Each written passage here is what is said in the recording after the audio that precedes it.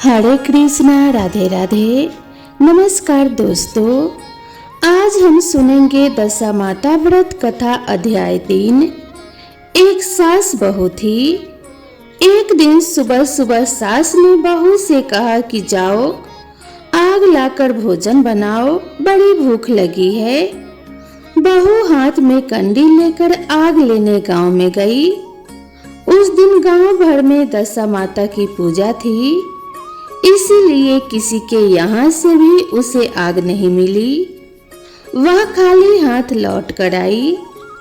शाम होने पर वह पड़ोसन के पास जाकर बोली कि मेरी सास तो दशामाता का डोरा नहीं लेती, परंतु अब की बार मैं डोरा लेना चाहती हूँ, मुझे पूजन की विधि बता देना।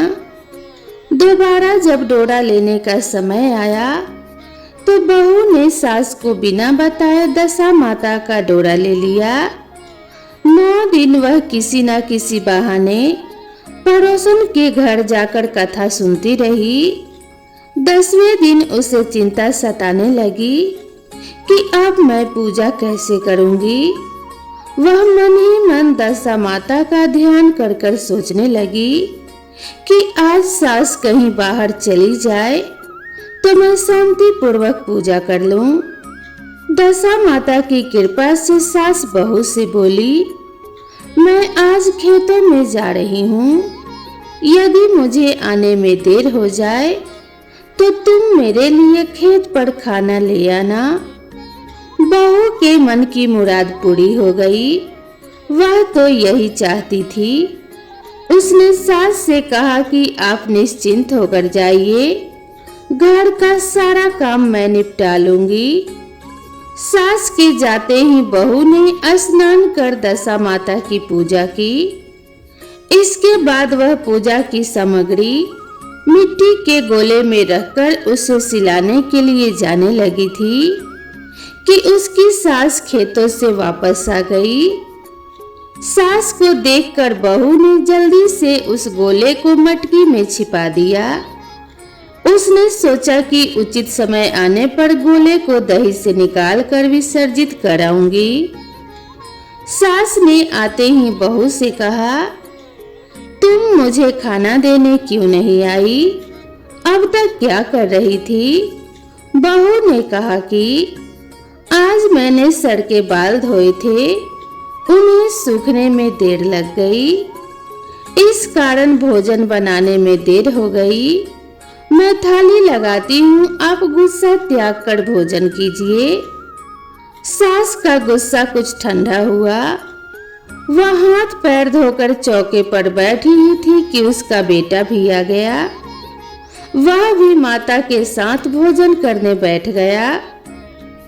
सास भोजन करके उठना ही चाहती थी कि उसका बेटा बोला, मुझे तो दही चाहिए। सास ने बहू से दही देने के लिए कहा। बहू बोली, मैं तो रसोई में हूँ, आप ही इन्हें दही दे दें। सास हाथ पैर धोकर दही देने लग गई, परंतु जैसे ही उसने छाछ की मटकी उठाई तो उसमें कुछ खड़खड़ाने की आवाज आई। उसने हाथ डालकर देखा तो उसे एक बड़ा सोने का गोला मिला। सास ने आश्चर्य से बहू से पूछा, इस छाछ की मटकी में यह सोने का गोला कहाँ से आया? इसे तुम कहाँ से चुरा कर लाई हो? यहाँ क्यों छिपा कर रखा है? मैं समझ गई कि इसी वजह से तुम छाछ देने नहीं उठी। इसका भेद बताओ। बहू बोली, मुझे कुछ नहीं पता, मेरी दशामाता जाने। मैंने आपको बिना बताए दशामाता का डोरा लिया था और उनकी पूजा की थी। आपके आ जाने के कारण मैंने डोरे को विसर्जित करने नहीं जा सकी। आपके डर से मैंने इसे छाछ की मटकी में छिपा दिया था। दशामाता ने इसे सोने का बना दिया, मैं इसमें क्या कर सकती हूँ? सास ने बहू को गले से लगा लिया और कहा, अब मैं भी तुम्हारे साथ डोरा लूंगी और विधिवत व्रत और पूजा किया करूंगी।